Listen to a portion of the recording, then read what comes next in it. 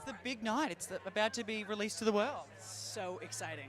I am so excited for everyone to see this. I can't wait to hear the reaction that we get from as the series progresses here. So, Because what was your reaction when you first read the script for the first time?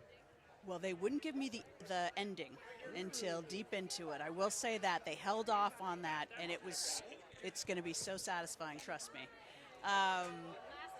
Yeah, it was.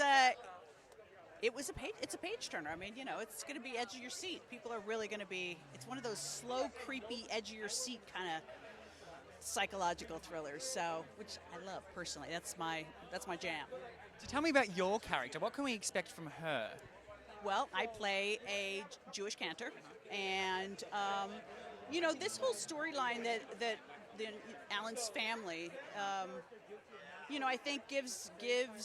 I know this sounds really pretentious, but it gives it the gravitas of what the inner turmoil that Alan's character is going through, and the family dynamics the unsettling things that when you might think you're at the end of your life, the things that you should have done or should have said or whatnot.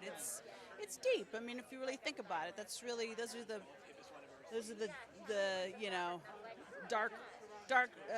dark moments in dark night of the soul, right? Is that that in our lives? Did we say the things that we were meant to say? To finish. So it's a beautiful storyline. I'm really glad they included it, and I feel so honored to be a part of it. And I'm Jewish, so I'm getting a lot of street cred from my tribe on this one, big time. The nanas and the bubbies are. I'm getting some love. I'm going to be getting some love that way in my Jewish community. Well, it's nice to see things that things have it's just so much more inclusive Hollywood. Even in the last 2-3 years, it's amazing to see how. I mean, we've got a long way to go, but we do have to acknowledge how far we have come at the same time. In what way? What were you speaking about? I think just in general, I think in opportunities for women to play juicy, really good, dynamic characters. Because I feel like for a while when women turn 40, and I talk to a lot of my actress friends, it's like, okay, I'm mum. I agree, and this I've definitely seen and felt a change. It's been the busiest year that I've ever had in my career.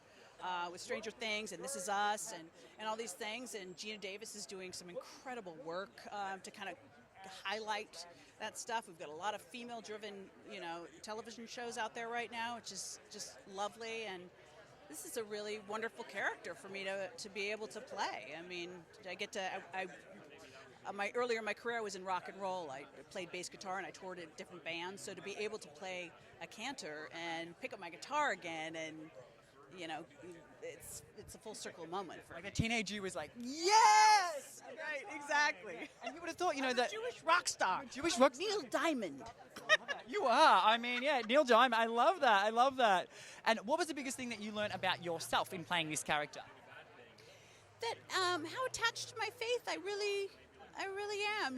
I'm not Orthodox, but I played in some of these temples, and even before we shot, I did a Friday night service. They let me come in.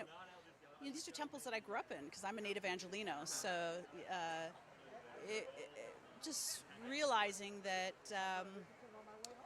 I never thought of myself as a religious person, but that I do have,